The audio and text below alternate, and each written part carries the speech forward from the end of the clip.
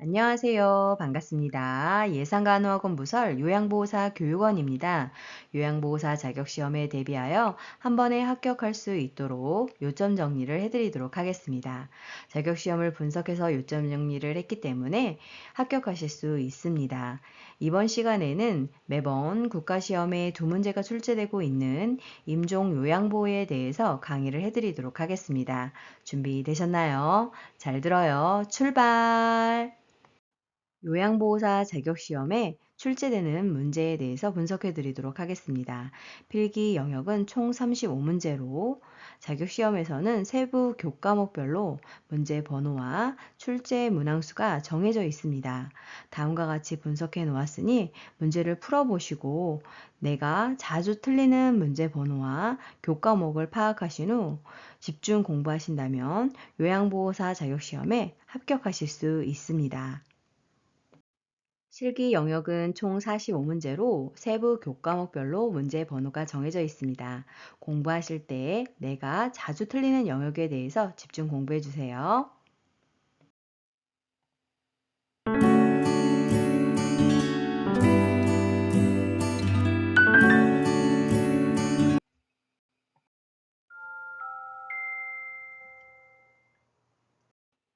임종요양보호는 필기 영역에서 두 문제가 출제되고 있습니다. 그 중에서 사전 연명의료의향서가 굉장히 많이 출제가 되고 있는데요. 사전 연명의료의향서가 무엇이고 어떻게 출제되는지 알아보도록 하겠습니다. 인간은 누구나 예기치 못한 상황에서 죽음을 맞이할 수 있게 되는데 적극적인 치료에도 불구하고 근원적인 회복 가능성이 없이 증상이 악화되어 말기 환자가 될 수 있습니다. 말기 환자일 때 의식이 있으면 연명의료에 대해서 본인이 직접 의사 결정을 하면 되지만 직접 결정할 수 없는 상황이 발생할 것을 대비해서 미리 사전 연명의료의향서를 작성, 등록해 둘 수 있습니다. 자, 그럼 이것은 무엇일지 같이 알아보도록 하겠습니다. 우선 누가 작성을 해야 하는지를 알아두셔야 합니다. 말기 환자 또는 19세 이상 성인, 의식 있는 본인이 작성할 수 있습니다. 이때 19세 이상이라는 것이 중요합니다. 자, 그러면 무엇에 대한 결정이냐면 임종 과정에 있는 환자에게 하는 심폐소생술, 혈액투석, 항암제 투여, 인공호흡기 착용, 수혈, 혈압 상승제 투여, 체외 생명 유지술 등 치료 효과 없이 임종 과정의 기간만을 연장하는 의학적 시술에 대한 나의 의향입니다. 자, 그리고 사전연명의료의향서라고 하는 것은 연명의료를 중단한다는 의향을 명시하는 건데요. 내가 이것을 결정했다 하더라도 통증 완화를 위한 의료행위와 영양분을 공급해주고 그리고 물 공급, 산소의 단순 공급은 보류하거나 중단할 수가 없습니다. 그래서 내가 제공받지 않는 것과 제공받는 것을 알고 계셔야 합니다. 연명의료의 중단은 의사의 도움을 받아 죽도록 하는 적극적인 안락사와는 다르다는 것도 기억하셔야 합니다. 그럼 내가 이것을 작성하기만 하면 되느냐? 그것이 아니라 작성 후에 등록을 해야 하는데요. 그 등록을 해야 하는 기관의 이름이 무엇이냐면 국립연명의료관리기관에 등록을 해야지만 효력이 발휘를 하게 되는 것입니다. 그런데 사전 연명의료의향서를 등록했다고 해도 의료기관에 자동으로 연동되는 것이 아닙니다. 연명의료 정보 처리 시스템을 통해서 확인을 하면 사전 연명의료의향서 작성 여부를 열람할 수가 있습니다. 연동되는 것이 아니라 내가 들어가서 확인해 봐야 그 작성 여부를 열람할 수 있다는 것입니다. 그리고 사전 연명의료의향서는 언제든지 변경을 할 수 있고 또한 철회도 가능합니다. 그리고 본인에게 이런 상황이 발생했을 때 사전 연명의료의향서를 따르라고 가족에게 미리 전달하는 것이 굉장히 중요한 사항입니다. 왜냐하면 연동되는 것이 아니고 또 찾아서 보지 않으면 내가 이러한 생각을 밝혔는지를 알 수가 없기 때문에 가족들에게 미리 알려야 되는 것이죠. 다음으로는 임종기 단계에 대해서 알아보도록 하겠습니다. 그 첫 번째로 임종 징후, 즉 임종이 임박했음을 알려주는 징후에 대해서 알아보도록 하겠는데요. 이 부분은 최근 국가고시에 2번 출제가 되었습니다. 중요하니 잘 알아두세요. 첫 번째로 대부분 누워있고 음식 및 음료 섭취에 무관심해지게 됩니다. 두 번째로 의식이 점차 흐려지고 혼수 상태에 빠지게 되죠. 세 번째로 맥박이 약해지고 혈압이 떨어지고 네 번째로 숨을 가쁘고 깊게 몰아쉬며 가래가 끓다가 점차 숨을 깊고 천천히 쉬게 됩니다. 즉 호흡이 불규칙해지는 것입니다.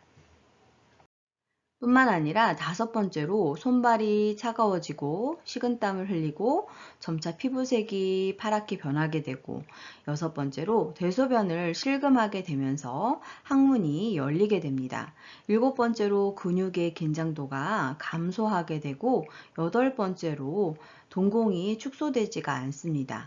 뇌기능이 정상일 때 대강반사라고 해서 동공에 불을 비추게 되면 동공이 축소를 하게 되는데 임종에 있는 대상자는 뇌기능이 정상적으로 작동을 하지 않기 때문에 동공이 축소하지 않습니다. 이 부분 중요하니 잘 알아두세요. 다음으로는 임종기 단계의 두 번째 임종 적응 단계에 대해서 알아보도록 하겠습니다. 임종 적응 단계는 부정, 분노, 타협, 우울, 수용의 단계를 거치게 되는데요. 이 과정별 각각의 특징과 어떤 돌봄을 제공해야 되는지, 어떤 표현을 하는지에 대해서 문제가 출제가 되고 있습니다. 자, 자세히 알아볼까요? 부정 단계에 대해서 알아보도록 하겠습니다. 첫 번째 단계로 부정과 고립의 단계이죠. 이때 대상자가 주로 표현하는 말은 아니야, 나는 믿을 수 없어 라고 자주 표현을 하게 됩니다. 대상자는 치명적으로 진행되는 자신의 병을 인식하면서도 이러한 사실에 충격적으로 반응을 하게 되면서 사실로 받아들이려고 하지 않고 다시 회복될 수 있다고 믿고 싶어 합니다. 그래서 다른 병원을 또 가본다든가 하는 이런 행동을 하게 되는 것입니다. 두 번째 단계는 분노 단계에 해당이 되는데요. 이 부분은 39회 국가고시에 출제가 되었습니다. 중요하니 잘 알아두세요. 분노 단계에서는 자신의 감정을 반항과 분노로 표출을 하게 되는데요. 그 분노의 대상이 자신, 그리고 사랑하는 사람, 그리고 의료진이나 하나님에게까지 간접적으로 표현을 하게 됩니다. 이때 표현하는 말들을 보면 나는 아니야, 왜 하필이면 나야, 그리고 왜 지금이야 등으로 말을 하게 되고 어디서나 누구에게나 불만스러운 면을 불평을 하게 되는데 그 이유가 주위로부터 관심을 끌려고 하는 표현에 해당이 되겠습니다. 세 번째 단계는 타협의 단계인데요. 이 부분은 최근 국가고시 2번 출제가 되었습니다. 중요하니 잘 알아두세요. 이 단계에서는 자신이 아무리 죽음을 부정하고 부인하고 화를 내봐도 피할 수 없는 상황에 처해 있다는 것을 알게 되고 제3의 길을 선택을 하게 되는데요. 이때에는 주위로부터 존경과 이해를 받고 있다고 느끼면 비이성적인 요구가 줄어드는 것이 특징입니다. 그리고 이때 표현하는 말을 보면 그래, 내게 이런 일이 벌어졌어, 인정해. 그래도 우리 아이가 시집 갈 때까지만 살게 해주세요 라고 표현을 하게 되면서 삶이 얼마간이라도 연장되기를 바라게 되는 것입니다. 그래서 타협 단계의 대상자가 표현하는 말 알고 계셔야 합니다. 네 번째 단계는 우울의 단계입니다. 자신이 더 이상 회복 가능성이 없다고 느끼면서 침울해하는 시기인데요. 대상자는 자신의 근심과 슬픔을 더 이상 말로 표현하지 않고 조용히 있거나 울기만 합니다. 이때 요양보호사가 해줘야 하는 돌봄은 말보다는 손 동작이나 접촉이 훨씬 더 필요한 시기라고 볼 수 있습니다. 그래서 대상자는 자기와 같이 느끼고 슬퍼하고 자기 곁에 있어줄 사람이 필요한 시기라고 할 수 있겠습니다. 마지막 단계는 수용의 단계입니다. 이 시기는 죽는다는 사실을 체념하고 받아들이는 시기로 대상자에게는 머나먼 여정을 떠나기 전에 갖는 마지막 정리의 시간을 갖게 되는 것이죠. 그러면서 대상자는 나는 지쳤어 라고 표현을 하게 되는 것입니다. 그래서 각 단계별 대상자가 표현하는 말, 그리고 특징, 돌봄을 어떻게 제공해 줘야 되는지 이 부분을 알고 계시면 되겠습니다. 다음으로는 신체적, 정신적 변화에 대한 요양보호에 대해서 알아보도록 하겠습니다. 그 첫 번째로 호흡 양상의 변화에 대해서 알아보도록 하겠는데요. 이 부분은 국가고시에 출제가 되었던 부분입니다. 중요하니 잘 알아두세요. 증상을 살펴보면 호흡수와 깊이가 불규칙적이고 무호흡과 깊고 빠른 호흡이 교대로 나타나는 것이 특징입니다. 돕는 방법을 살펴보면 숨 쉬는 것을 돕기 위해 상체와 머리를 높여주는 것이 도움이 되고 대상자의 손을 잡아주고 편안하게 해주는 것이 좋습니다. 그리고 또한 가습기를 연하게 켜주시는 것이 도움이 되겠습니다. 체온의 변화를 살펴보도록 하겠는데요. 이 부분도 국가고시에 출제가 되었습니다. 중요하니 잘 알아두세요. 증상을 보면 손, 발부터 시작을 해서 팔, 다리로 점차 싸늘해지고, 즉 체온이 떨어지는 거죠. 그리고 피부의 색깔도 하얗게 혹은 파랗게 변하게 되는데 그 이유는 혈액순환이 저하돼서 그렇습니다. 돕는 방법을 살펴보면 담요를 덮어서 따뜻하게 해주는 것이 좋으나 보온을 위해서 전기기구, 즉 전기장판, 전기선풍기 이런 것들은 사용하지 않아야 합니다. 화상의 위험이 있기 때문이죠. 수면 양상의 변화에 대해서도 알아보도록 하겠는데요. 이 부분도 국가고시에 출제가 되었습니다. 증상을 보시면 점점 잠자는 시간이 길어지게 되죠. 그러면서 의사소통이 어려워지게 되고 적절하게 반응을 하지 못하게 됩니다. 이렇게 수면 양상의 변화가 왔을 때 돕는 방법을 살펴보면 대상자 옆에서 손을 잡은 채 흔들거나 큰 소리로 말하지 말고 평상시 일반 사람들과 대화를 하듯이 부드럽고 자연스럽게 이야기를 해야 합니다. 대상자가 없는 것 같이 말하지 말고 반응하지 못한다 하더라도 정상인에게 말하는 것 같이 이야기를 해야 합니다. 돕는 방법 시험 문제 출제됐으니 잘 알아두세요. 다음은 정신기능의 변화, 혼돈에 대해서 알아보도록 하겠습니다. 증상을 살펴보면 이 부분도 국가고시 출제가 되었는데요. 시간, 장소, 주변 사람, 즉 진압력에 문제가 발생을 해서 누구인가, 몇 시인가, 어디인가 등에 대한 혼돈이 발생하게 됩니다. 이러한 진압력에 혼돈이 발생되는 이유는 신진대사의 변화가 나타났기 때문입니다. 대상자에게 혼돈이 발생됐을 때 돕는 방법을 살펴보면 대상자에게 말하기 전에 내가 누구냐고 묻기보다는 내가 누구라고 밝히는 것이 좋은데요. 내가 담당 요양보사 누구다라고 알리는 것이 좋겠습니다. 그리고 지금은 약 드실 시간입니다 등과 같이 부드러우면서도 분명한 어조로 말해서 대상자를 편안하게 해주는 것이 좋습니다. 다음은 배설 기능의 변화에 대해서 알아보도록 하겠는데요. 이 부분도 출제가 되고 있죠. 증상을 보시게 되면 대상자의 근육이 무력해지면서 대소변을 조절하지 못하고 실금 또는 실변을 하게 됩니다. 돕는 방법 살펴보시면 대상자와 침상을 청결하게 유지해주고 침상에는 혼이불 밑에 방수포를 깔아서 실금이나 실변 시 침상이 더러워지는 것을 막아야 하겠고 대상자에게 기저귀를 채워주시는 것이 좋습니다. 왜냐하면 누워있고 잠들어 있기 때문에 화장실에 모시고 가는 것이 어렵고 그리고 내가 지금 대변을 봤다 이런 표현을 하는 게 어렵기 때문에 임종 대상자에게는 기저귀를 채워주는 것이 좋습니다. 다음은 배액 기능의 변화에 대해서 알아보도록 하겠는데요. 증상을 살펴보면 가슴에서 돌 구르는 것 같은 가래 끓는 소리가 들리게 됩니다. 정상적인 사람이라고 한다면 기침 반사에 의해서 가래를 뱉어내겠지만 그러한 반사 반응이 효과적으로 작동을 못하는 시기이기 때문에 돌 굴러가는 것 같은 가래 끓는 소리가 나오게 됩니다. 이것은 심각한 통증을 의미하는 소리는 아니고 수분 섭취가 적어지고 정석적인 분비물을 기침으로 내보내는 능력이 저하되면서 나타나는 정상적인 변화에 해당이 되겠습니다. 배액이 잘 되지 않을 때 돕는 방법을 살펴보면 대상자의 고개를 옆으로 부드럽게 돌려주어서 그 분비물이 배액이 잘 되도록 해줌으로써 질식을 예방하는 것이 필요하고 흘러나오는 분비물을 젖은 헝겊으로 입안을 닦아줄 수 있겠습니다. 그리고 분비물 배출을 위해서 옆에 가습기를 연하게 켜두는 것도 도움이 되겠습니다. 다음은 정신기능의 변화에 대해서 알아보도록 하겠습니다. 증상을 살펴보면 불안하기 때문에 같은 동작을 반복하게 되는데요. 그 반복하는 이유가 무엇인지에 대한 것이 국가고시에 출제가 되었습니다. 그 이유는 뇌에 산소 공급이 부족해지고 신진대사가 변화되게 되면 불안정해지고 같은 동작을 반복하게 되는 것입니다. 이때 돕는 방법을 살펴보면 같은 동작을 반복한다고 해서 움직이지 못하게 억제하는 것은 좋지 않고 대상자의 이마를 가볍게 문질러 주거나 책을 읽어주고 혹은 진정시킬 수 있는 음악을 들려주게 되면 불안정해졌던 것들이 안정해지고 차분해지면서 반복 행동이 가라앉을 수 있습니다.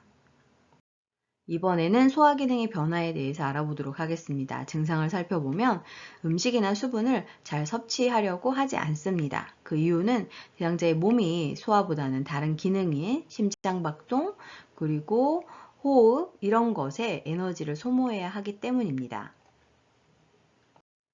돕는 방법을 살펴보면 억지로 먹이려고 하지 말고 그 대신 작은 얼음 조각이나 주스 얼린 것 등을 입에 넣어주면서 탈수를 예방하고 입안을 상쾌하게 해주는 것이 좋습니다. 글리세린에 적신 솜으로 입안을 닦아주거나 작은 스프레이에 차가운 생수를 담아서 조금씩 입안에 뿌려주는 것이 도움이 되겠습니다.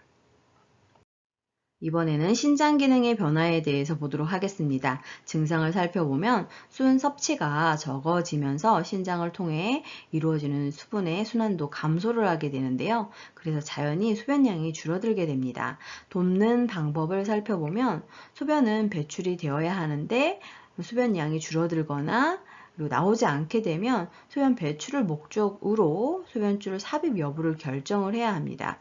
그것은 요양보호사가 단독으로 할 수 없기 때문에 필요시에는 의료팀과 연계를 해서 그 부분을 해결해야 하겠습니다.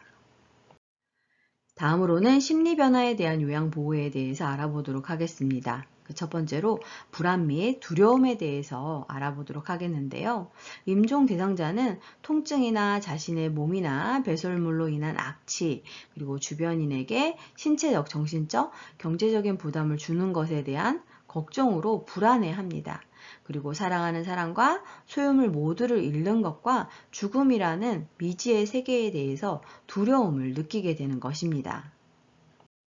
이때 돕는 방법을 살펴보면 임종 대상자와 함께 있으면서 대상자의 곁을 떠나지 않을 것임을 이야기하고 손을 잡아주는 등의 접촉을 통해서 불안과 두려움을 덜어주어 편안한 마음으로 임종을 맞도록 도와줘야 하겠습니다. 두 번째로 심리 변화로 정서적 고립이 나타날 수 있는데요. 증상을 살펴보면 누구나 죽는 순간까지 자신이 누군가에게 필요한 사람이길 원하고 주변인에게 짐이나 부담이 되고 싶어 하지 않게 되는데요. 또한 정서적으로 고립되고 싶어 하지 않습니다. 이때 도와주는 방법으로는 대상자에게 항상 관심을 갖고 대상자가 만나고 싶어하는 사람을 만날 수 있도록 정서적으로 고립되지 않도록 요양보호사는 도와야 하겠습니다. 세 번째 심리 변화는 의사결정에 참여입니다. 가족이나 주변인에게 도움을 받아야 하는 상황에서도 대상자는 의사결정에 참여를 하고 자신의 도움이 필요로 하는 사람에게는 돕고 싶어 하기 때문입니다. 이때 돕는 방법을 살펴보면 대상자가 의사결정에 참여할 수 있도록, 즉 장례식, 유언, 원했던 종교의식 등을 결정할 수 있도록 하고 타인을 도울 수 있는 기회를 갖도록 함으로써 대상자의 자존감을 존중해 주는 것이 필요합니다. 돕는 방법, 국가고시에 출제가 되었으니 잘 알아두세요. 이번에는 임종 시기별 요양보호에 대해서 알아보도록 하겠습니다. 임종이 가까운 대상자에게 필요한 요양보호에 대해서 알아보도록 하겠는데요. 이 부분은 39회 국가고시에 출제가 되었습니다. 중요하니 잘 알아두세요. 첫 번째로 침상머리를 높이고 대상자의 머리를 옆으로 돌려서 침 등의 분비물 배출을 용이하게 해서 질식을 예방해야 합니다. 두 번째로 대상자가 용변을 보는 즉시 따뜻한 물로 닦아주고 기저귀를 갈아줘서 편안한 가운데 죽음을 맞이하도록 해야 합니다. 세 번째로는 대상자가 혼수 상태인 경우에도 마지막까지 남아있는 감각이 무엇이냐라고 물어보는 것이 문제에 출제가 되었는데요. 바로 청각입니다. 그리고 네 번째, 평상시와 같이 보고 듣는 것이 가능하다고 생각을 하면서 대상자에게 요양보호를 제공해야 하겠습니다. 다음으로는 임종 후 요양보호에 대해서 알아보도록 하겠습니다. 첫 번째로 준비 물품을 살펴보도록 하겠는데요. 수의나 깨끗한 시트, 곡반이 필요합니다.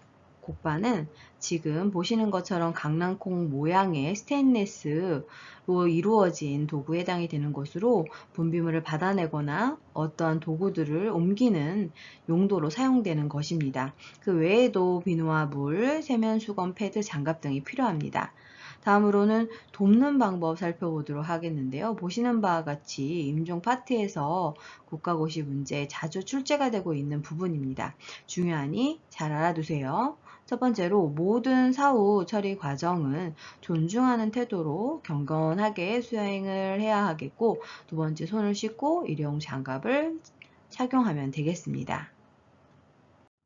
세 번째로 대상자를 확인하고 대상자의 사생활을 보호해줘야 하겠습니다. 네 번째로 사후 강직, 몸이 뻣뻣해지는데요. 사망 2시간에서 4시간 후부터 시작을 해서 약 96시간 지속되게 되고 사후 강직이 시작되기 전에 바른 자세를 취하게 하는 것이 필요합니다. 다섯 번째로 튜브나 장치를 갖고 있는 대상자일 경우에는 간호사 등 의료인에게 제거해 줄 것을 의뢰해야 합니다. 그 이유는 요양보호사의 업무가 아니기 때문이죠. 여섯 번째로 대상자를 바로 눕히고 베개를 이용해서 어깨와 머리를 올려서 혈액 정체로 인한 얼굴색의 변화를 막아줘야 하겠고 뿐만 아니라 입이 벌어지는 것을 예방하는 효과도 있습니다. 그리고 일곱 번째로 대상자의 눈을 감기고 눈이 감기지 않을 경우에는 솜이나 거즈를 적셔서 양쪽 눈 위에 올려놓는 것이 필요합니다. 여덟 번째로 대상자의 의치를 그대로 둘지 빼내어 의치 용기에 보관할 것인지는 대상자의 가족에게 확인을 하고 그 결정에 따르면 되겠습니다. 아홉 번째로 필요시 대상자 몸에 묻은 분비물 등은 닦아주고 대상자의 몸에서 분비물이 나오기 때문에 엉덩이 밑에 패드를 대어주고 깨끗한 시트로 덮어두되 대상자의 시트가 얼굴을 덮지 않도록 어깨까지 덮어줘야 하겠습니다. 열 번째로 방이 깨끗하게 정리되어 있는지 확인하고 조명을 차분하게 조절해야 하고 11번째로 가족들이 사적으로 대상자를 만날 수 있게 시간을 줘야 합니다. 12번째로 대상자의 소유물은 모아두고 목록을 만든 다음 건네줘야 하겠고 13번째 일회용 장갑은 벗고 손을 씻어야 하겠습니다. 이번에는 가족에 대한 요양보호 살펴볼까요? 임종 대상자에게 필요한 가족에 대한 요양보호는 국가고시에 2번 출제가 된 적이 있습니다. 중요하니 잘 알아두세요. 첫 번째로 돕는 자로서 도움을 제공합니다. 가족과 함께 있으면서 도움을 주려고 노력하고 필요한 경우 도움을 요청할 수 있음을 알립니다. 임종 시 가족이 임종 대상자를 직접 돕게 하는 것이지요. 두 번째로 가족들과 관계를 형성하면서 함께 있는다입니다. 요양보호자는 가족을 이해하는 태도로 가족의 곁에 함께 있는 것이 좋은데요. 가족과 함께 있는 것만으로도 가족에게는 도움이 되기 때문입니다. 그러나 장례식이나 장지에 가는 일에는 참석하지 않는 것을 원칙으로 하고 있습니다. 세 번째로는 여러 가지 방법으로 가족을 지지해 줄 수 있는데요. 안아주거나 손을 잡는 등 적절한 신체 접촉을 통해서 가족들에게 혼자가 아니라는 느낌을 주는 것이 필요합니다. 그리고 가족이 대상자에게 한 일에 대해서 참 잘했네요. 좋습니다. 라면서 지지를 해주는 것이 필요하고 감정에 초점을 맞춘 경청 등은 정서적으로 큰 지지가 되기 때문입니다. 가족을 지지하기 위해서 격려를 하되 곧 괜찮아질 거예요. 아무 염려하지 마세요와 같은 상투적인 말은 도움이 되지 않습니다. 그렇기 때문에 하지 않아야 하고 힘드시지요? 수고 많으셨어요와 같이 가족을 공감할 수 있는 그리고 위로해주는 표현을 하는 것이 좋겠습니다. 해야 할 표현과 하지 않아야 되는 표현 알아두세요. 네 번째로는 가족이 자신의 감정을 표현할 수 있도록 도와야 하는데요. 가족이 자신의 감정을 숨기지 않고 슬픔을 표현하도록 하며 가족이 눈물을 흘리거나 힘들어할 때 외면하지 않고 휴지를 주는 등 슬픔을 충분히 표현하도록 지지해 주는 것이 필요합니다. 다섯 번째로 가족의 태도와 행동을 판단하지 말고 중립적 자세를 유지하는 것이 필요하겠습니다. 수고 많으셨습니다. 좋아요와 구독 꾹 알람 설정 눌러주시면 새로운 강의 동영상을 만나보실 수 있습니다. 감사합니다.